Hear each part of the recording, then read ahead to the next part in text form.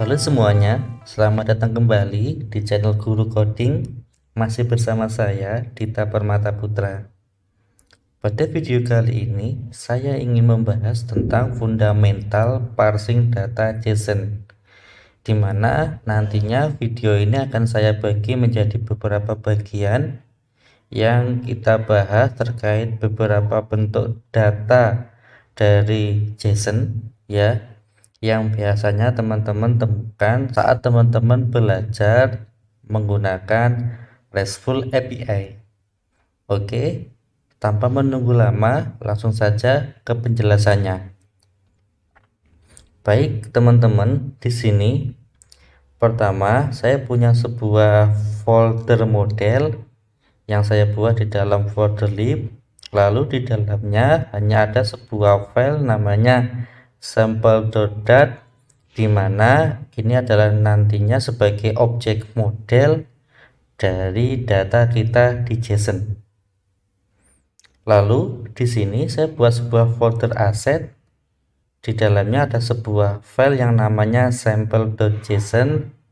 Ini sebuah data dummy. Nanti kita simulasikan seakan-akan kita akan mengambil API dengan bentuk data seperti berikut di sampel JSON. Untuk video ini kita awali dari data sederhana dulu, yaitu saya hanya punya dua data. Pertama name yang akan mengembalikan tulisan data di Tateum Guru Coding, lalu yang kedua age. Nanti kita akan ubah-ubah data jasanya di sini supaya nanti teman-teman dengan mudah bisa mengikuti seriesnya.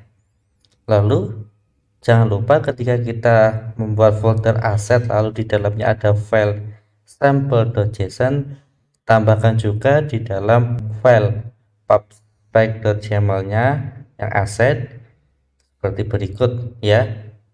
Jangan lupa nantinya ini akan digunakan di dalam file main.dat. Jika teman-teman tidak menambahkan ini, maka akan terjadi error. Jadi jangan lupa ditambahkan dan perhatikan indentasinya. Oke, jika sudah, kita kembali ke main.dat-nya. Di sini saya punya sebuah kelas myIf, bentuknya stateful. Karena kita hanya belajar fundamental, kita tidak akan memecah antara mengambil data dengan UI-nya. Nanti terkait pemecahan file tersebut atau logika tersebut kita buat aja di series yang berbeda. Yang penting teman-teman paham tentang bagaimana memparsing data JSON. Lalu di dalam class state-nya di sini saya buat sebuah metode fake method for simulation. Metode ini seakan-akan mengambil data dari API, di mana di sini ada sebuah objek yaitu root bundle load string ya, di mana load string ini akan membaca data dari sample.json ini. Jadi teman-teman di sini sudah kelihatan simulasinya seakan-akan teman-teman itu menggunakan package XTTP untuk mengget data dari API, dimana ketika kita get data dari API menggunakan package XTTP, maka data yang kita get berupa string. Oke, jadi nanti di bawahnya baru kita belajar mappingnya. Di sini ya, proses mapping datanya. Oke. Jika teman-teman sudah di sini di bagian UI-nya sederhana saja, ada sebuah material app, lalu title-nya tulisannya fundamental parsing JSON, kemudian ada scaffold, lalu ada app bar, dan di sini ada widget center. Teman-teman bisa mempause-nya, lalu teman-teman bisa mulai mengoding dengan struktur yang seperti saya buat berikut. Di sini ada sebuah elevator button ya teman-teman, yang nantinya ini memanggil metode fake for simulation ini, yang mana nanti hasil dari pemanggilan metode ini akan kita tampilkan di dalam widget text, yaitu di bagian sini. Oke ya, jadi sekali lagi teman-teman, di sini saya ingatkan bahwa metode ini digunakan seakan-akan kita membuat sebuah metode service untuk mengambil data dari API. Dan data pada video ini yang pertama yaitu berbentuk seperti berikut. Sederhana sekali, namun ini sebagai pondasi teman-teman untuk belajar data JSON selanjutnya. Oke, langsung saja ya teman-teman. Ingat di sini kita punya dua data yaitu name dan age. Oleh sebab itu di kelas modelnya kita juga akan membuat dua properti yaitu name dan age. Dimana jika kita perhatikan name-nya string, age-nya integer. Berarti kita buat final string name lalu final int atau integer age. Oke, teman-teman, saat kita belajar atau bekerja dengan data JSON dari API, tentu tidak selamanya data ini ada nilainya. Mungkin bisa nol juga. Oleh sebab itu, kita buat di sini sebagai nullable. Kita beri tanda tanya. Oke, jika sudah, kita buat konstruktornya yaitu sampel, dimana kita akan buat parameternya menggunakan parameter named ya, yang artinya named parameter kita kasih dengan kurung kurawal yaitu this.name, this.age. Oke, jika sudah, di sini kita buat metode from JSON-nya, yaitu kita buat factory sample.from JSON, di mana konstruktor sample.from JSON ini adalah sebuah named konstruktor. Karena dia factory, maka ini wajib mereturn sebuah objek dari kelas sampel, yaitu kita kasih kurung kurawal berikut return sampel seperti berikut ya. Karena ini sebuah factory, maka wajib mereturn objek sampel. Oke, selanjutnya di sini karena JSON kita kasihkan parameternya sebuah map yaitu string. Ingat, map itu key-nya selalu string ya, di data JSON semuanya string ini.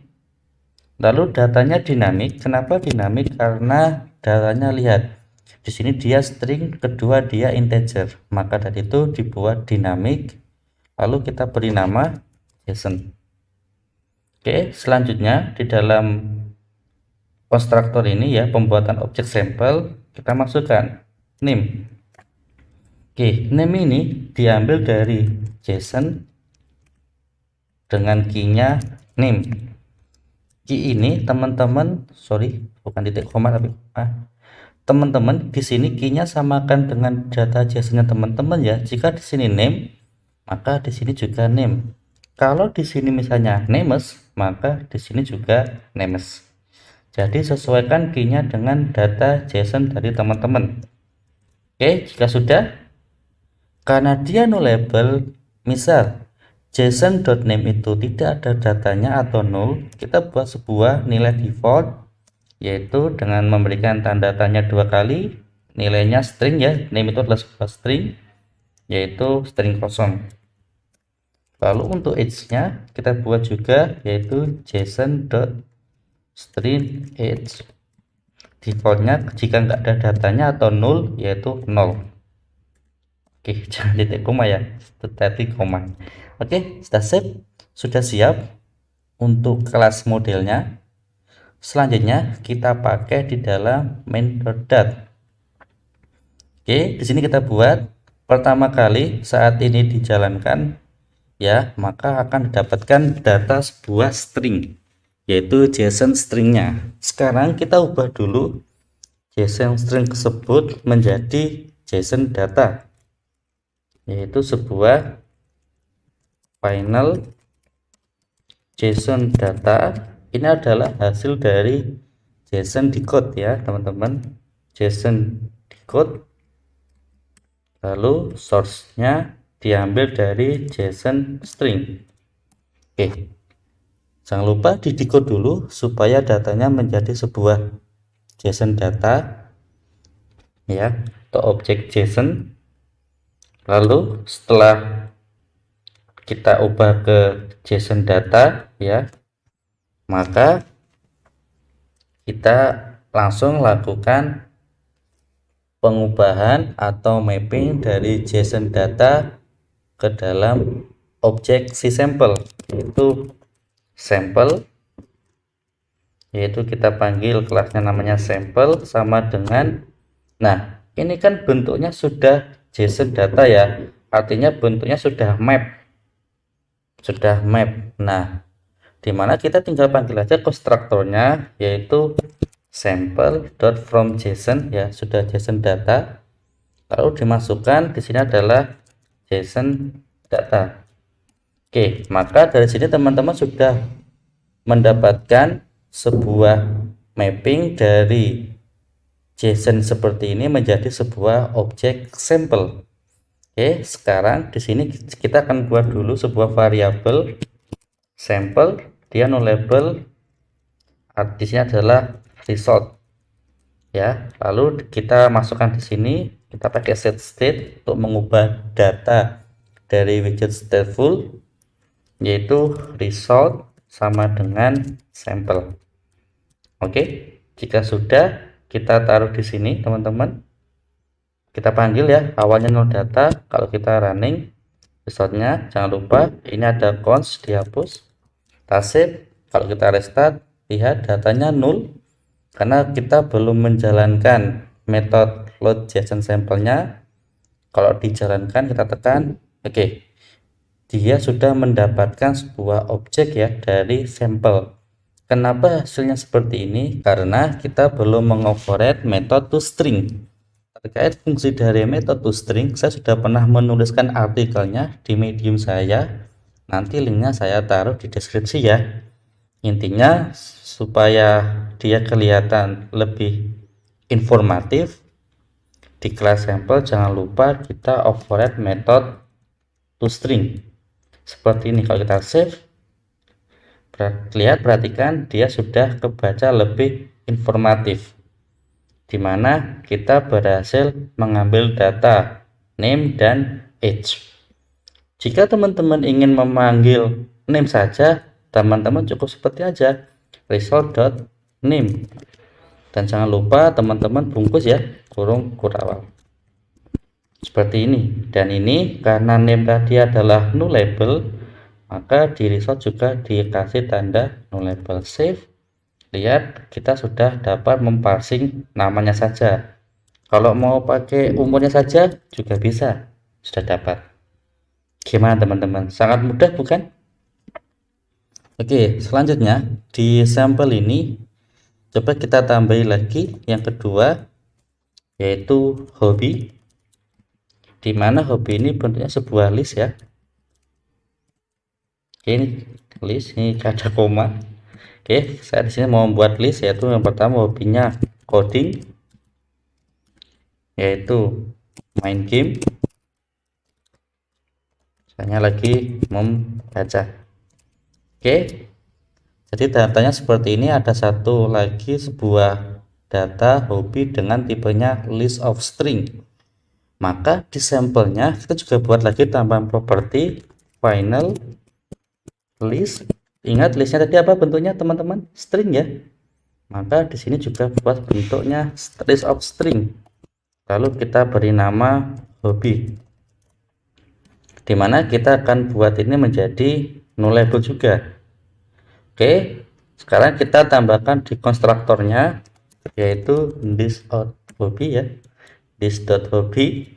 Lalu di dalam sini kita masukkan hobi, itu diisi dari, ingat karena dia adalah sebuah list, maka kita buatnya juga dengan list, yaitu list.from.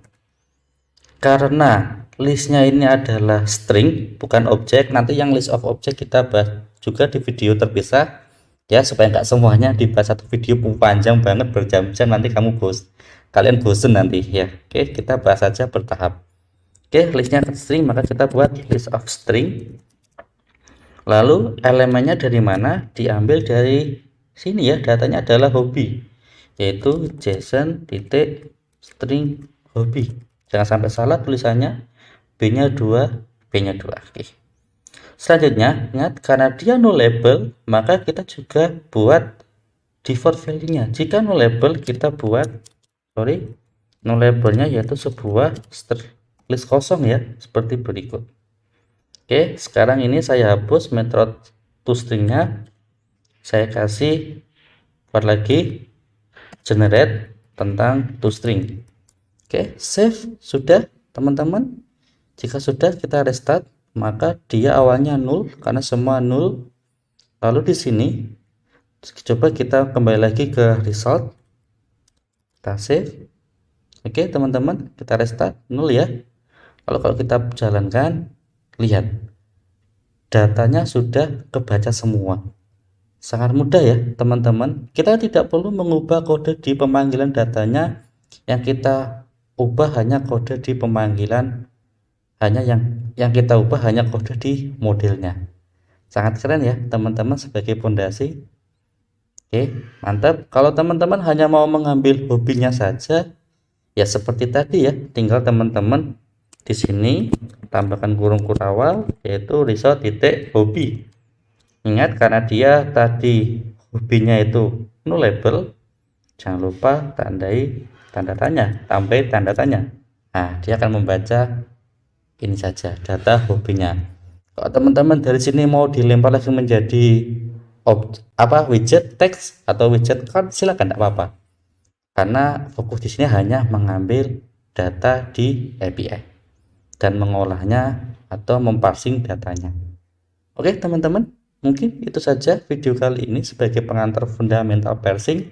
Semoga teman-teman paham ya. Kita sudah belajar tadi data awal simple, cuma data key dan value. Lalu kita buat lagi tambahan data di mana datanya tidak lagi tunggal, yaitu adalah sebuah list of string. Untuk data list of object, object of object, nanti kita akan pelajari di video selanjutnya. Baik teman-teman, cukup sekian video dari saya. Semoga bermanfaat. Sampai jumpa di video selanjutnya. Terima kasih. Dadah.